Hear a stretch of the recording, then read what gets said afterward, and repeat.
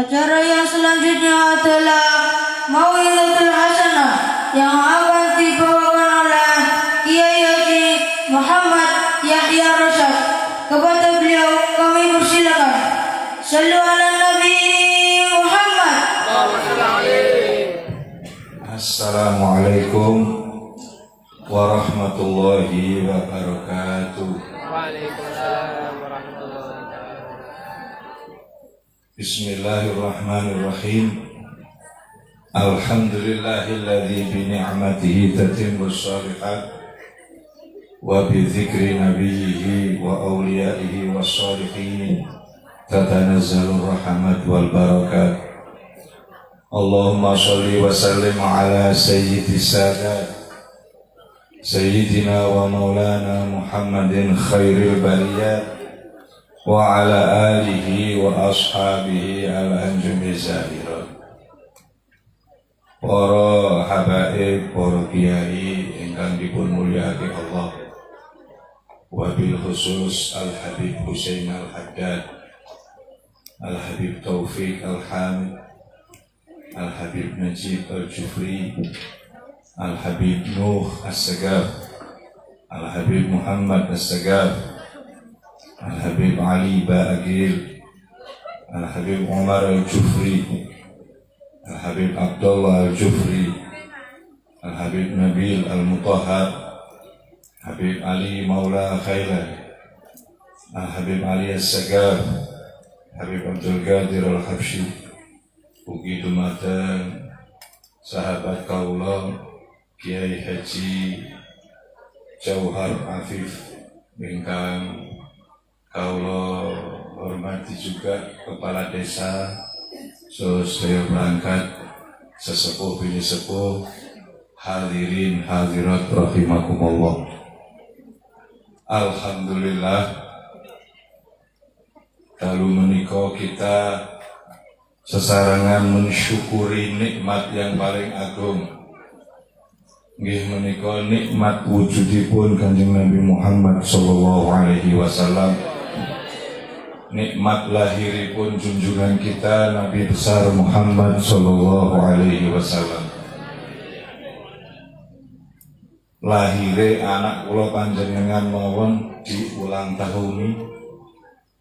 Mosok lahire Kanjeng Nabi boten diulang tahun. Lahire anak jenengan, anak kula panjenengan mawon dibeleke pitik. Mosok lahire Kanjeng Nabi cuman roti. Ya wis ora apa-apa lah, roti-roti lah, sing penting ikhlas.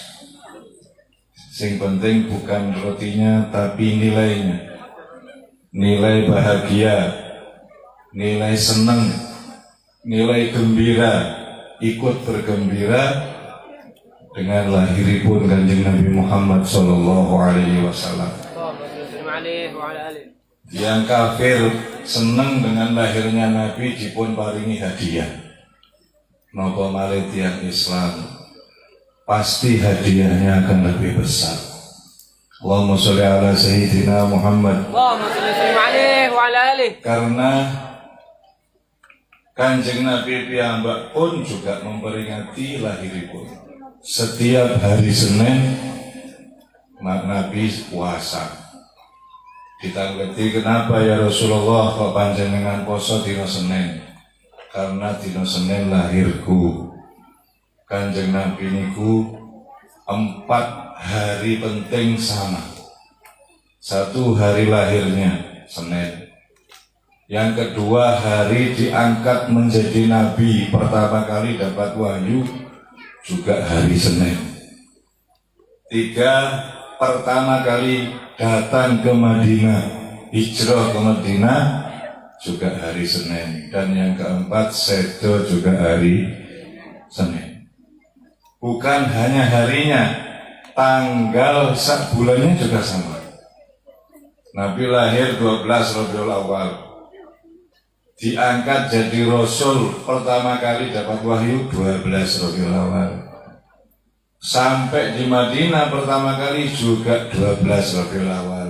Sedo pun 12 Rabiul Awal. Dari itu aja sudah kelihatan Nabi Muhammad istimewa.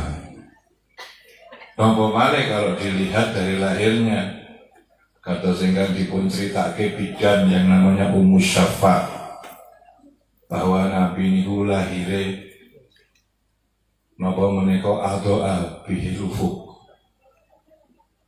bercahaya, mengeluarkan cahaya yang sangat terang benderang, sampai-sampai kata nadurtu ila ba'di kusuri Rum, sampai aku bisa melihat sebagian daripada gedung-gedung di Romawi kelihatan dari kota Mekah. Sampai-sampai tiba-tiba bayi ini ical, bingung Ummu Syafa, tiba-tiba wonten swara ndak ana wonge. Bayi itu kamu bawa kemana? Terus wonten sing jawab, bayi ini saya bawa ke arah barat.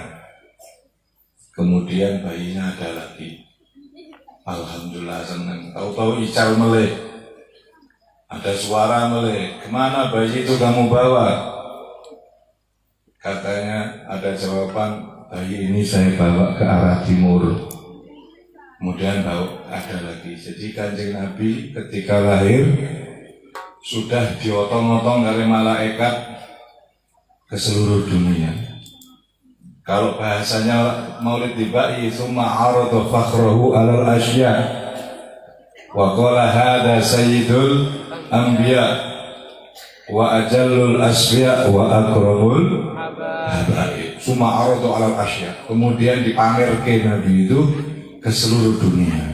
Ketika lahirnya Nabi, malaikat memamerkan bayinya Nabi ke seluruh dunia, diotong-otong kemana-mana. Ini nek bahasa tiba Maulid tiba, summa arada fakhrahu al asya. Itu junjungan kita Nabi besar Muhammad SAW. Memang istimewa. Nabi itu sangat istimewa, manusia tapi istimewa. Mboten sami kali manusia-manusia yang lain.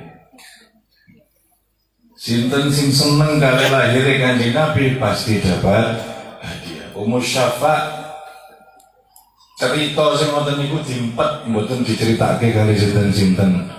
Sampai Nabi Muhammad diangkat jadi Rasul. Ketika Nabi Muhammad diangkat jadi Rasul, kuntu min awwalin nasi Islama, maka aku menjadi orang yang termasuk orang-orang pertama yang masuk Islam. Ya laung bayi ini ngono. Kalau dia jadi Rasul ya pantas, sangat pantas sekali, karena memang ceritanya waktu lahir sub-sub itu. Watak ajaib, diantaranya apa? Lukisat asnamu syirkin kalau di maulidnya Habib Umar bin Habib. Tiba-tiba patung-patung sing tementel tenggene Ka'bah niku jungkir sedaya. Sirahe teng ngandhap, sikile teng dhuwur, iso kompak. Patung-patung kompak ndase ngisor kabeh. Sopo sing ngeleh? Tiba-tiba kok kompak 360 patung. Kompak ndase ning ngisor, sikile ning dhuwur. Pangerane Malik kabeh, subhanallah. Malik kaya kompak, dak siji semua. Nukisat asnamu syirkin. Niku wadah diantaranya niku. Wadah kejadian-kejadian aneh di lahirnya Nabi Muhammad SAW. Tidak kenal yang namanya jari wong Jawa kakang kawah hari-hari tidak ada. Nek wong-wong niku kan mesti lahirnya keluar kawah dulu, baru lahir bayinya, terakhir keluar hari-harinya. Nabi buatan nonton kawah, buatan hari-hari. Makatu as-surah sudah tidak ada hari-harinya. Bersih, tidak ada kawah, tidak ada hari-hari. Karena yang keluar adalah cahaya. Buatan lempung kados anak kula panjenengan. Nek anak kula jenengan kan teko lempung, nek gak ngeden gak metu. Nek gak ngeden gak metu. Nek mboten purun ngeden jadi bedel. Dia del-del kali dokter. Tapi Nabi tidak terasa sama sekali. Ibunya tidak terasa sama sekali waktu lahir, nggak terasa sakit karena yang lahir bukan lempung, tapi yang lahir adalah cahaya dari cahayanya Allah Subhanahu wa taala. Awwalu makhluqin baraza fil alam. Kawitane makhluk yang diciptakan oleh Allah Subhanahu wa taala adalah cahaya Nabi Muhammad SAW. Ya Jabir, innallaha khalaqa qabla al-asya' nura nabiyyika Muhammadin sallallahu alaihi wasallam min nurihi. Wahai Jabir, sebelum Allah menciptakan alam semesta, sepertama kali yang diciptakan adalah cahaya nabimu Nabi Muhammad sallallahu alaihi wasallam, tercipta dari cahayanya Allah Subhanahu wa taala. Maka karena dia cahaya, beliau kalau berjalan tidak pernah ada bayangan. Justru matahari yang menentu bayangannya. Karena cahaya Nabi lebih kuat daripada cahaya matahari. Sehingga kanjeng Nabi tidak keluar bayangan. Tidak ada bayangannya. Yang kedua, supaya memuliakan Nabi Muhammad SAW. Ojo nganti ayang-ayangnya diidak-idak pitik. Nah, kalau jenengan kan sirai dia kira-kira pitik. Sirai kalau jenengan kan ditelai sih. Nabi Allah tidak ridho. Jangankan Nabi ayang-ayangnya aja Allah tidak ridho sampai diinjak oleh orang. Tidak ada bayangan bagi Nabi Sallallahu Alaihi Wasallam. Jangan ayang-ayangnya. Pertama kali yang tahu pendeta Abu Hurairah. Sudah tahu, lagi kok ono bocah nih, gak metu ayang-ayangnya. Ini pasti Nabi akhir zaman nih, kata pendeta. Waktu Nabi umur 9 tahun, diajak pamannya Abu Thalib pergi pertama kali ke Syam untuk berdagang. Sampai di suatu daerah ketemu pendeta Abu Hurairah. Pendeta yang ngerti, pendeta Nasrani ini kita itu cuma sembarangan ini bocah ini. Mosok gak ono ayang-ayang ya. Akhirnya diundang makan-makan. Seluruh rombongan saya undang untuk makan-makan. Karena Nabi dianggap masih kecil, Nabi ditinggal di penginapan. Sampai di rumahnya pendetanya ditanya, "Lho sing bocah cilik sing umur 1 tahun iki ndi?" "Non sewu Pak Pendeta, mboten kula jak masalah tersiali." Justru iku sing tak undang kok. Liyane gak teko ora apa-apa. Sing tak undang ya bocah iku mau. Sing liyane ora teko ora masalah. Celuk ngene nih. Bawa sini, yang tak undang ya bocah itu. Itu sing istimewa ya anak itu. Kalau kalian cuma tuwek-tuwek kerabat teko. Tuwek gak teko gak apa-apa. Sing cilik mau tak undang. Akhirnya dibawa Nabi SAW. Kita kok ini siapa ini? Kata Abu Thalib, anak saya. Kata pendetanya, bohong kamu. Ini bukan anakmu. Anak ini pasti yatim piatu. Anak ini pasti yatim piatu. Kamu pamannya kan? Kok tahu? Jelas loh, ini Injil ada. Di kitab Injil sudah ada. Anak ini lahir sudah ada orang tuanya. Umur sekian tahun, 4 tahun, 6 tahun ibunya meninggal. Ini sudah semua komplit di Injil. Kamu pasti pamannya, bukan bapaknya. Masya Allah, benar. Ini memang ponakan saya, bukan anak saya. Akhirnya kata pendetanya, jangan dibawa, anak ini bawa pulang. Kalau ketemu orang Yahudi dibunuh nih. Ahsan kamu bawa pulang, jangan diteruskan perjalanan bawa anak ini. Akhirnya Abu Thalib balik ke Mekah, gak sido, gak jadi ke Palestina karena takut kalau dibunuh oleh orang-orang Yahudi. Tidak mungkin lah, Nabi Muhammad Rasulullah SAW semua memang diatur oleh Allah untuk menunjukkan kepada kita bahwa Nabi itu sudah diketahui kelahirannya mulai dari dahulu kala, bahkan sebelum Nabi Adam. Sebelum Nabi Adam, Gusti Allah sudah ngomong sama malaikat akan ada seorang makhluk yang luar biasa yang namanya Nabi Muhammad SAW. Ketika Allah menciptakan Adam, malaikat bertanya, "Gila wa Adam, apa ini Gusti?" "Bukan, ini baru Adam, nanti masih lama. Ini belum." Justru Nabi Adam ini unilu bihi a'lal maratib, dia dapat kedudukan yang tinggi barokahnya Nabi Muhammad Sallallahu Alaihi Wasallam. Bukan dia, ini justru dapat barokahnya malah. Lahir lagi makhluk istimewa Nuh. Tanya lagi, apa ini? Qila huwa Nuh. Apa Nuh ini? Bukan. Justru dia dapat barokahnya yang jubihi minal gharaq. Dia itu selamat dari tenggelam, itu barokahnya Nabi Muhammad SAW. Allahumma salli sallim alaihi wa ala alihi. Akhirnya lahir lagi Nabi yang hebat namanya Ibrahim. Tanya lagi, penasaran, malaikat penasaran. Apa ini? Qila huwa Ibrahim. Ini Khalilullah. Tapi Nabi Muhammad nanti masih belum. Justru ini dapat barokahnya bihi taqumu hujjatuhu. Apa tulisannya lupa? Dia bisa debat Namrud, bisa ngomongin Namrud sampai Namrud menengcet. Itu barokahnya Nabi Muhammad SAW. Allahumma salli alaihi. Ketika Namrud bertanya, siapa yang isi merkuli patung-patung ini kayak ini?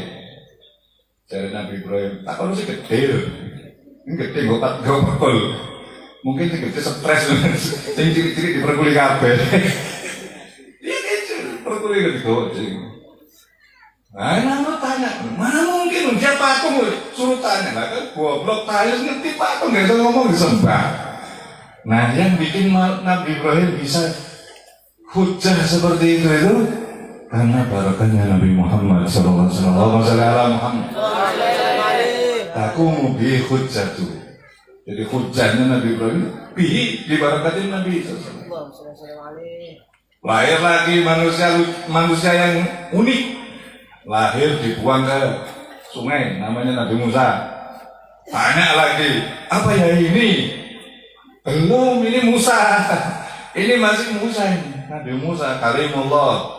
Kalau Nabi, Habibullah. Lain. Terakhir, tanya lagi, Nabi Isa, aneh nih. Ini makhluk aneh. Lahir tambah bapak. Ya. Kalau sekarang, wah, banyak. Tadi bapaknya delik. Itu bapaknya yang delik. Kalau bapaknya kontrolnya bisa. Bukan, itu bapaknya delik, itu enggak mungkin. Wal auliya dawu karamatir utab wa man tahaw li waladin min ghairi para aulia boleh punya keramat macam-macam, tapi satu yang enggak bisa. Tidak akan bisa anak tanpa bapak, enggak bisa. Itu hanya mana bisa itu. Contoh itu wali. Iku keramat wali itu dhewe ana. Bohong itu dosa. Itu pasti lupa aneh itu. Boleh Pak aneh. Boleh.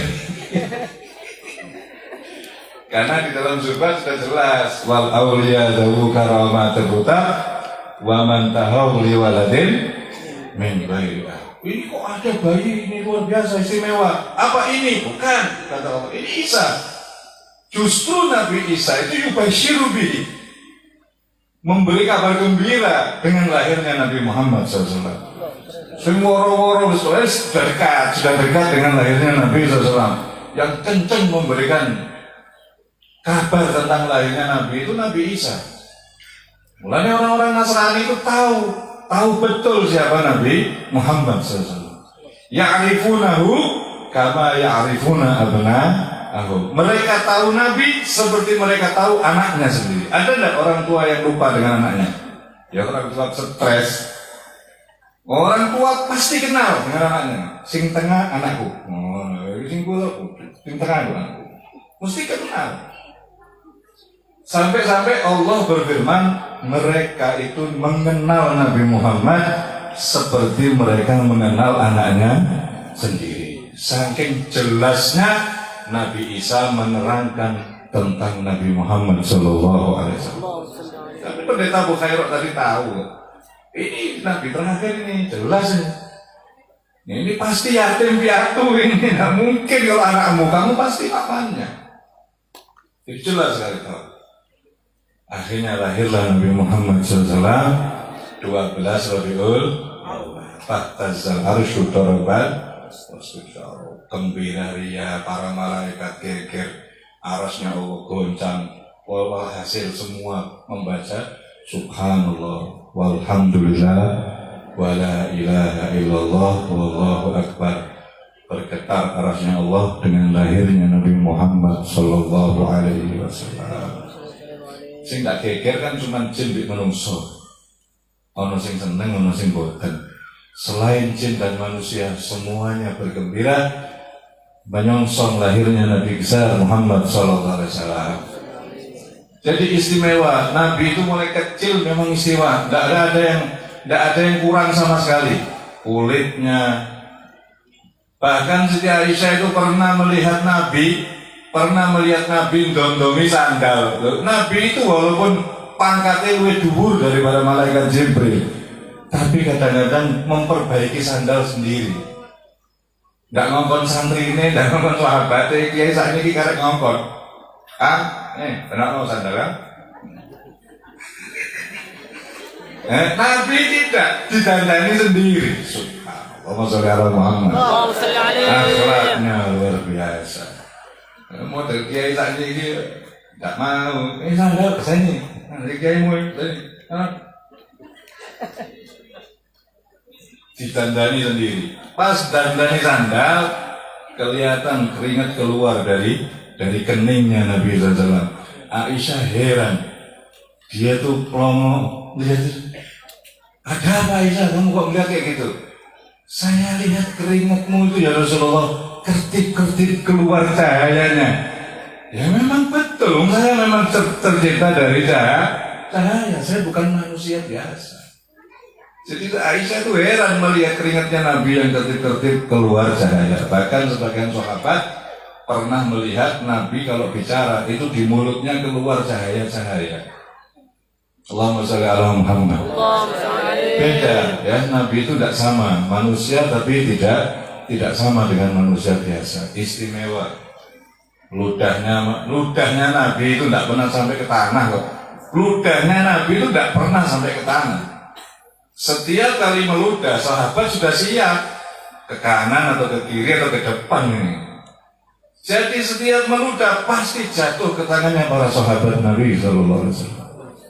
Kemudian dibuat barokah sama para sahabat, rebutan, wanginya masya Allah sampai berhari-hari nggak hilang. Kalau ludah kita, hati-hati loh ya. Paling ayu sama ini loh. Ada kira-kira kalau meludah masih kenapa nih? Apa kalau lihat bilang. Kata guru saya Habib Taufik, dungani ku jadi doni. Ngono tok. Nah, itu so. Barokah ini. Haram kata Habib Taufik. Haram. Yang dimaksud itu meludah tapi tidak keluar ludahnya. Ngotok orang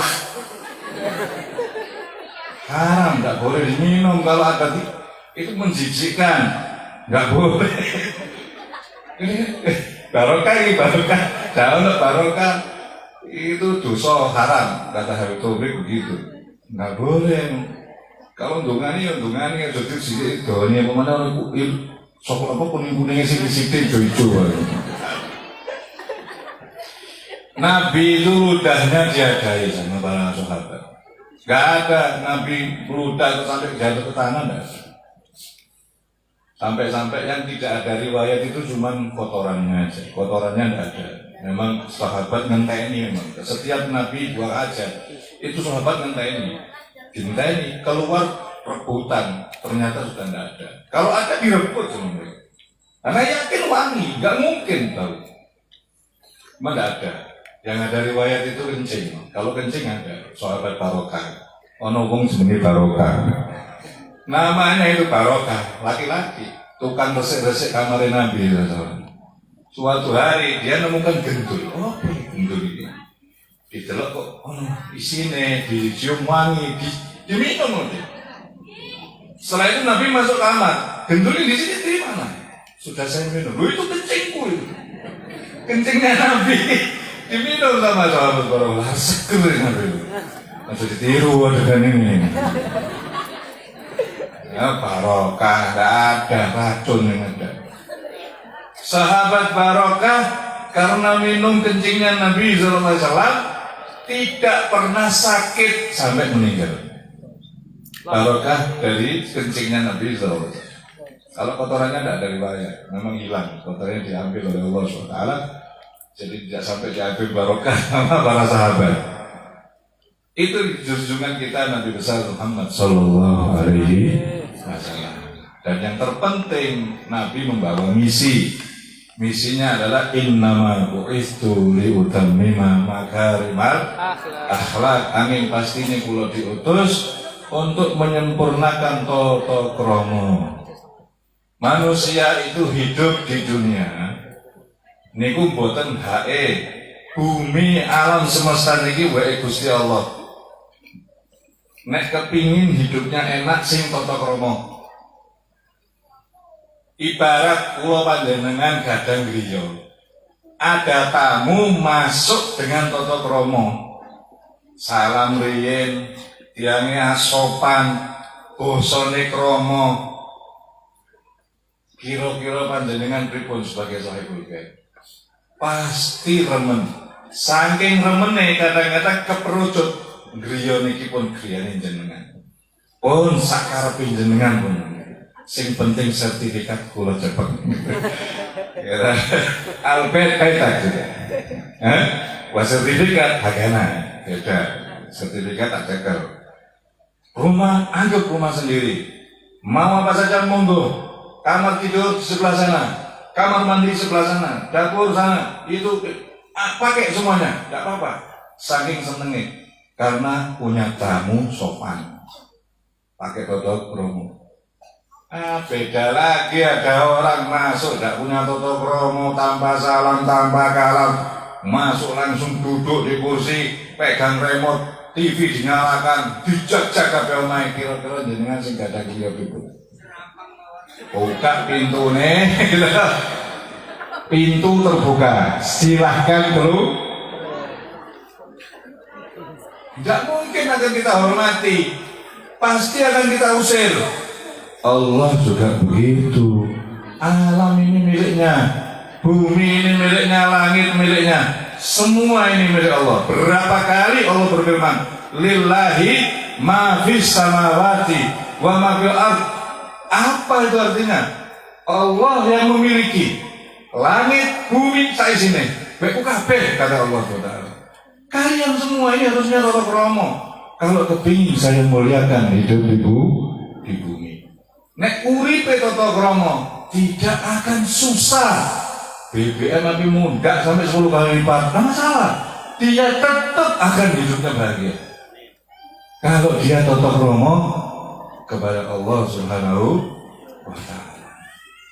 Lihat aja orang yang, tapi kalau sudah hidupnya tidak tata krama, jangan harap bahagia. Sugih hidupnya susah, apalagi kiri. Sudah melarat tidak tata krama, uripe tambah susah. Bagaimana cara tata krama yang benar? Wa ma min khuluqin fil bariyati mahmud illa wa huwa mutalaqqan an zainil wujud. Tidak ada akhlak tata krama yang terbaik kecuali tata krama itu mengambil dari junjungan kita Nabi besar Muhammad sallallahu alaihi wasallam. Tidak ada akhlak yang baik kecuali dari Nabi. Innama bu'istu li utammima makarimal akhlak. Aku diutus untuk menyempurnakan tata kramane manusa. Bagaimana caranya kita bangun tidur sampai tidur lagi, itu sudah ditata sama Nabi SAW. Sudah ada tata kramanya. Tidak usah jauh-jauh, bangun tidur aja sudah ada tata kramanya. Masuk kamar mandi ada, makan jangan sampai kita makan dengan tangan kiri, harus tangan kanan. Kadang-kadang orang-orang desa itu masih prodati. Kalau di sini boten beda maksudnya. Lepat, cekel tangan kiwa, buka tangan-tangan, pada wis ketok lepete lep tangan kiwa sing digemuntal. Enak ketok ya, rodok ono ambu-ambune sithik-sithik. Rata-rata tak tinggali sing kuwe-kuwe ngono. Lepete buka ketok lebokno tangan kiwa. Kenapa harus tangan kiri? Apa enggak bisa tangan kanan? Ini sering terjadi, kadang minum juga ngambil dengan tangan kiri. Ini tidak punya tata kromo. Orang yang tidak punya tata kromo hidup tidak mulia sudah. Tidak akan dimuliakan oleh Allah Subhanahu wa Ta'ala. Kita mulai belajar dari yang rendah-rendah, dari yang ringan-ringan, yang biasa-biasa. Bangun tidur, bagaimana cara Rasulullah bangun? Katakan pertama kali, jangan sampai lupa Alhamdulillah. Ojo pertama kali bangun wis takok iki pasarane opo? Burung apa takok pasaran. Pasarane opo iki? Dolar piro ya? Tapi pertama kali yang diucapkan Alhamdulillah, itu ikatan setan hilang satu. Karena kalau orang tidur, setan itu kayak jopo-jopo pengen telu. Ono jopo-jopo nih, Al-Lailatul Num, pengen telu, Num, sampai 3 kali. Itu bisanya terbuka kalau kita mengatakan Alhamdulillah. Syukur-syukur kalau Alhamdulillahilladzi ahyana ba'dama amatana wa ilaihin nusyur. Cilik-cilik gak siapa sing tuwek-tuwek lali. Yalah, gak tahu dilakoni jadi lali. Alhamdulillah dan hilang siji. Baru kemudian kita wudu, hilang yang kedua. Setelah kita sholat, lepas semua. Wajah menjadi ganteng, wajah menjadi cantik, rizkinya di depan mata, semangat hidupnya. Karena apa? Jopo-joponya setan sudah hilang. Tapi kalau orang bangun tidur lupa tidak baca Alhamdulillah, walaupun dia wudu, itu tidak bisa lepas. Karena yang luar aja belum lepas, yang dalam apa lagi? Ikatan yang dalam tidak bisa lepas. Sholat pun masih ngantuk. Sholatnya semua itu kudu-kudu delosor ya. Kadang-kadang kunut itu turu. Tangi ini pas astagfirullahaladzim tangi. Kaku ngantuk. Nanti turun sama. Keturun. Ya Allah, kok iso kunut iso turu saking namanya. Apalagi udah tahiyat segini turu. Gak salam-salam. Entek kabeh sak masjid sepi kayak segini. Turun salam keturun. Kenapa? Karena masih ada jopo-jopo setan belum lepas. Orang seperti ini hari itu jelek mukanya, malas, rizkinya dipatok ayam, hilang, ngantuk tok orangnya, jelek buruk rupanya. Dari situ aja Nabi Sallallahu Alaihi Wasallam sudah ngatur. Ada lagi yang lucu lagi, ada setan mau masuk masjid gak berani. Ono wali ketok, kamu kan setan? Iya. Kok gak masuk masjid kenapa? Jadi aku kepingin nunggu masjid. Apa yang butuh sing sholat ya? Lah terus, iku sing turu medeni. Sing turu medeni, napasnya bisa membakar saya. Napasnya itu bisa membakar saya itu. An-naim ya rusul qaim. Naim ya rusul qaim. Aku nek sholat gampang. Tak ibu sithik wis lali rakaate. Tak elingno kunci wis lali, cuma telu papan. Ini sering. Gampang sing sholat gampang. Justru aku dibesi turu. Yang tidur itu takut. Kenapa? Karena yang tidur itu alim. Karena yang tidur itu mempraktekkan sunnah-sunnahnya Nabi Sallallahu Alaihi Wasallam. Karena tidurnya tidak ngawur, tidurnya sesuai dengan tata krama dari Nabi Muhammad SAW, sehingga nafasnya bisa membakar setan. Tidak berani dekat, setan tidak berani dekat. Itu kalau pakai tata krama. Kalau tak terang apa tata krama saya subuh. Ya, silakan dibaca, silakan belajar, silakan ngaji yang senang, silakan lagi kamu gali lagi bagaimana hadis-hadisnya Nabi SAW, bagaimana aturan-aturannya Nabi SAW. Jangan sekali-kali kita melakukan sesuatu kecuali mengikuti sunnahnya Nabi Muhammad SAW. Jadikan hidup kita, depan kita itu dua. Satu, ridhoni Allah SWT. Dua, bikin senang hatinya kanjeng Nabi Muhammad SAW. Jadikan tujuan hidupmu itu dua. Jadikan tujuan hidup kita semua ini dua. Satu, ridho Allah SWT. Dua, bikin hati Nabi Muhammad senang. Kira-kira nek potongan rambutku model ini, kanjeng Nabi senang gak ya? Itu ukurannya. Katanya gak senang. Ojo, jangan dipakai. Kalau seumpama baju saya ini seperti ini, kira-kira Kanjeng Nabi seneng enggak ya? Wah, kayaknya enggak seneng, jangan dipakai. Semua apa yang kamu lakukan, kamu pertimbangkan, kira-kira Nabi seneng enggak?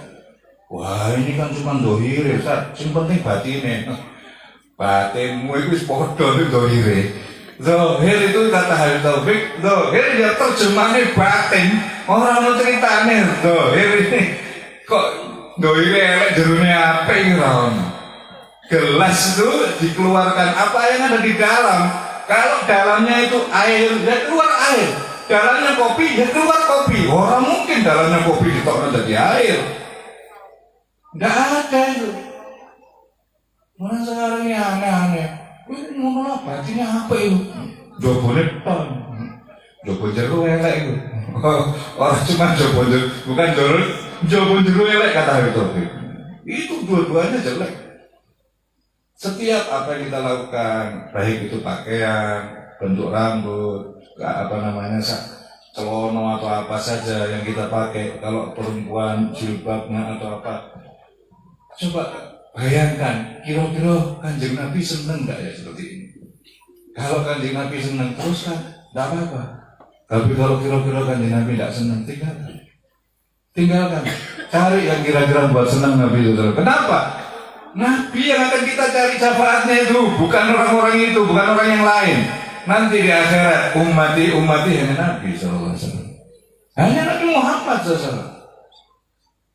Satu-satunya yang bisa memberi syafaat. Nabi Adam, aduh nafsi. Aku gak tanggung jawab. Terus ngurus dewi. Kata Nabi Adam. Nabi Nuh sama, ngurus dewi.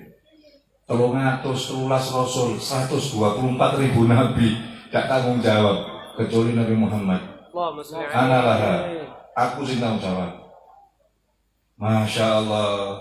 Kalau tahu itu kita baru sadar, jebule yang mencintai kita betul-betul itu hanya Nabi Muhammad SAW. Yang lain ini yauma yafirul mar'u min akhi wa ummi wa abi wa sahibati wa bani likulli imri'in minhum yauma idzin sya'nun yughni. Istri yang katanya kowe ngono cintai lari, suami sama, bapak ibu semuanya lari. Enggak ada yang kepingin ketemu. Anak enggak kepingin ketemu bapak enggak kepingin ketemu anak. Semuanya mikir dewi-dewi. Ternyata yang mikiri kita Nabi Muhammad SAW. Nabi mencari, bukan kita yang mencari Nabi, tapi Nabi yang mencari kita. Mimbarnya Nabi dibiarkan kosong. Semua mimbar Nabi terisi, kecuali satu mimbar kosong, yaitu mimbarnya Nabi Muhammad SAW. Kenapa? Karena Nabi sibuk mencari orang Jepara. Sibuk mencari kita, umatnya, dicari satu persatu. Mana umatku? Diselamatkan oleh Nabi. Sampai dikatakan, ya Aisyah, wailul liman lam yaron. Wahai Aisyah, celaka orang yang tidak melihat aku. Orang yang tidak ketemu aku, celaka. Sebab nek ketemu aku, pasti selamat.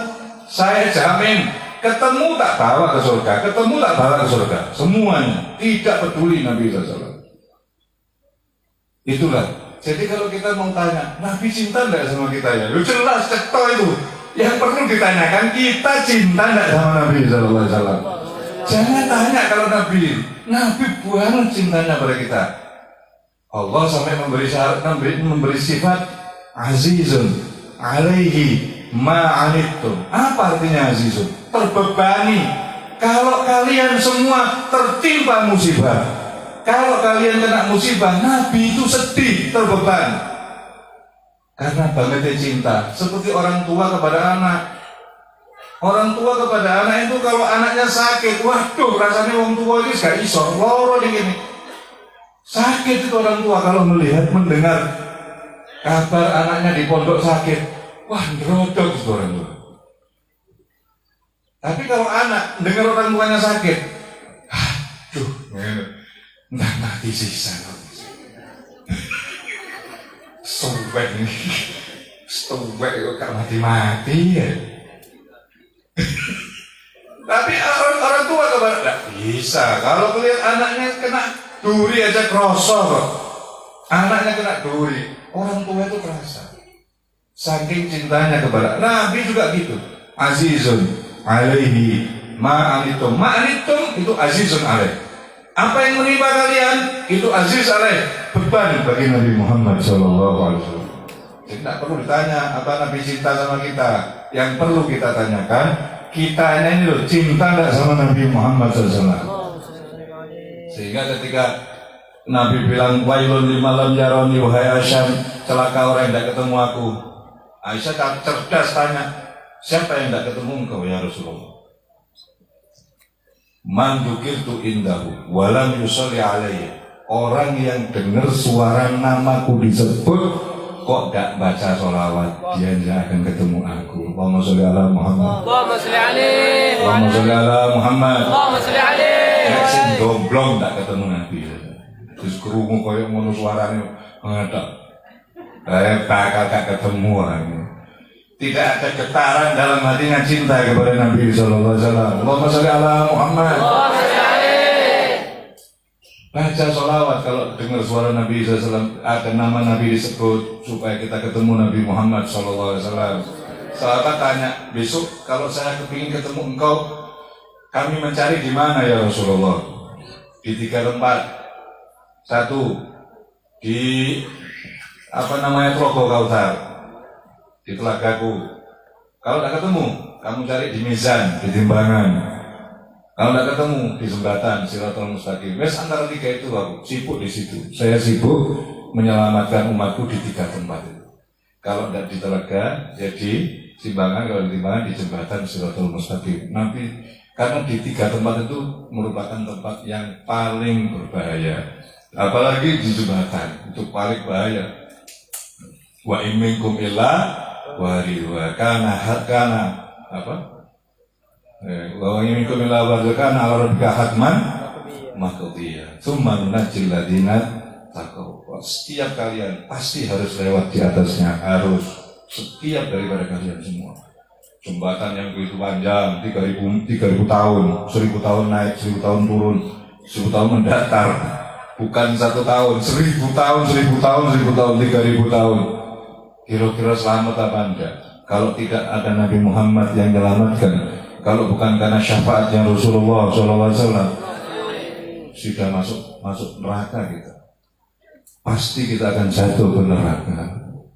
Yang kita harapkan adalah syafaatnya Rasulullah. Oleh karena itu, sudah kewajiban kita hidup ini tujuan 2. 1, ridho Allah Subhanahu wa ta'ala. Yang kedua, bikin senang hatinya Nabi Muhammad SAW. Siapa caranya ya supaya Nabi senang? Apa yang harus saya lakukan supaya Nabi merasa bangga, merasa senang? Karena semua perbuatan kita itu disodorkan loh kepada Nabi loh. Nabi tahu loh. Kayak video itu ditutup loh. Kelakuan umatmu. Kalau kita dalam keadaan baik, Nabi senang. Alhamdulillah umatku, masya Allah. Tapi kalau kita dalam keadaan baik, Nabi masih juga tidak putus asa. Ya Allah, mereka umatku, ampuni mereka. Istighfarullah. Kalau in wajadu khairan hamidullah, wa in wajadu syarran istighfarullah. Neta lihat mereka baik, aku bergembira, alhamdulillah. Tapi kalau aku melihat mereka masih dalam keadaan tidak baik, aku mintakan ampun kepada Allah SWT. Ya Allah, nikmati jadi umatnya kanjeng Nabi Muhammad SAW. Kalau kita berbuat, tapi janganlah kita ini terus yang dablek, kayak terus sakit kanjeng Nabi Muhammad. Tapi saya itu gimana Ustaz? Saya itu tobat umat meneh, tobat umat meneh. Isuk tobat, sore umat. Bengi tobat, isuk umat.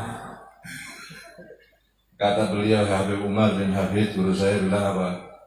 Jangan putus asa, terus tobat sampai Allah akan melihat kesungguhan hatimu akan dibuka oleh Allah Subhanahu wa Ta'ala, dan kamu akan merasakan tiba-tiba benci dengan maksiat. Jangan merasa putus asa, terus paksa untuk tobat lagi, terus. Jangan pernah berhenti untuk bertobat sampai akhirnya nanti Allah akan mengetahui, oh ini sungguh-sungguh orang ini. Orang ini sungguh-sungguh, cuma kalah sama nafsunya. Nafsunya itu kok umatnya, nafsunya itu kok umat lagi. Sebetulnya hatinya kepingin tobat. Maka Allah buka, tiba-tiba kita bisa mengalahkan nafsu dan tiba-tiba kita benci dengan maksiat, gak kepingin lagi sebelum untuk melakukan kemaksiatan. Saya jadi ingat cerita Habib Umar Mulahela, Jakarta. Habib Umar Mulahela, saya waktu itu duduk, saya Habib Ali bin Ali Al-Habsyi sama Habib Umar Mulahela bertiga di rumahnya Habib Umar di Jakarta. Habib Umar cerita gini, dulu saya itu pernah sowan sama Habib Anis, sowan kepada Habib Alwi bin Syahab di Tarim Hadramaut, seorang wali besar. Lah waktu itu saya itu ngerokok masih udut. Terus karena saya juga wali tak pegang saya, rokoknya tak cukup menjogo, tak taruh di luar rumah. Akhirnya saya masuk, dijagongi sama Habib Alwi, temoni kasih kopi segala macam sama Habib Anis. Habis selesai doa pulang. Sampai di pintu ada Habib Alwi, sama mandek sih. Aduh, apa ini? Iya Beb, ini rokoknya siapa ya? Rokok yang tak taruh di luar dipegang sama ini rokoknya siapa ini? Aduh, mati aku. Padahal satu kok jogo. Kok iso dicekal Habib Alwi? Rokok saya Beb. Nah, ambil. Saya buang Beb. Jangan dibuang. Nanti kamu bosan sendiri. Nanti kamu bosan sendiri. Subhanallah. Saya pulang, Habib Anis minta satu. Beb, anak minta rokok. Loh, enggak apa Beb? Habib Anis mulai kecil tidak pernah ngerokok. Beda, rokok itu habis dipegang Habib Alwi. Itu rokoknya beda. Kan habis dipegang Habib Alwi. Kalau barokah itu, jalur siji. Minta satu, sedot sepisan watu-watu itu. Uang itu, ini barokah. Allah, Habib Anis. Cerita ini akhirnya suatu saat, kata Habib Umar, suatu ketika barokahnya Habib Alwi, saya itu suatu malam kepingin merokok tidak seperti biasanya, sampai semalam itu 4 bungkus habis. Biasanya 1 bungkus tidak habis, ini 4 bungkus habis. Pagi harinya bosan nira karu-karuan, tidak kepingin merokok belas sampai sekarang kita Habib Umar mulai. Nah, inilah yang dinamakan tersewu ya, sing rokok ya. Ya kita terserah, mazhabnya mau makro. Ini cerita dari Habib Umar. Buat motivasi kita supaya kita jangan pernah putus asa dalam segala hal. Walaupun kita masih banyak dosa, tapi tidak ada salahnya kalau kita bertobat kepada Allah Subhanahu wa taala. Bertobat walaupun percuma, paling mari ngono ya aku balik naik, enggak ada kata percuma. Teruskan bertobat sampai nanti Allah menyaksikan hati kita, melihat kesungguhan daripada hati kita, Allah akan kasih hidayah, Allah akan buka hati kita menjadi orang yang benci dengan maksiat. Begitu pesan dari Habib Umar bin Muhammad bin Salim bin Habib bin Syawbakar Salim. Jadi kita tidak usah putus asa. Umatnya Nabi Muhammad adalah umat yang disayang oleh Allah Subhanahu wa taala. Ya, kita ini umat yang disayang oleh Allah Subhanahu wa taala. Jadi jangan sekali-kali kita merasa putus asa. Terus berjuang, terus belajar, terus melaksanakan syariatnya Nabi Muhammad SAW. Dan jangan lupa pesan tadi itu 2 hal. Jangan sampai kita lupa cari ridho Allah dan bikin senang hati Nabi Muhammad Sallallahu Alaihi Wasallam. Semoga Allah Subhanahu Wa Taala memberikan panjang umur kepada kita semua, juga kepada Ustaz Soleh. Mudah-mudahan diberikan panjang umur, sehat walafiat, bisa membimbing santri-santrinya ke jalan yang benar, ke jalan diridhai oleh Allah. Mudah-mudahan pesantren ini menjadi pesantren yang barokah. Kemudian santri-santrinya juga menjadi santri yang barokah. Menjadi santri yang maslahah, diberi ilmu yang berkah, yang bisa bermanfaat di masyarakat, bermanfaat pada dirinya, bermanfaat pada keluarganya, bermanfaat pada masyarakatnya, para habaib semuanya. Mudah-mudahan kita semua yang hadir dapat keberkahan daripada Nabi Muhammad SAW.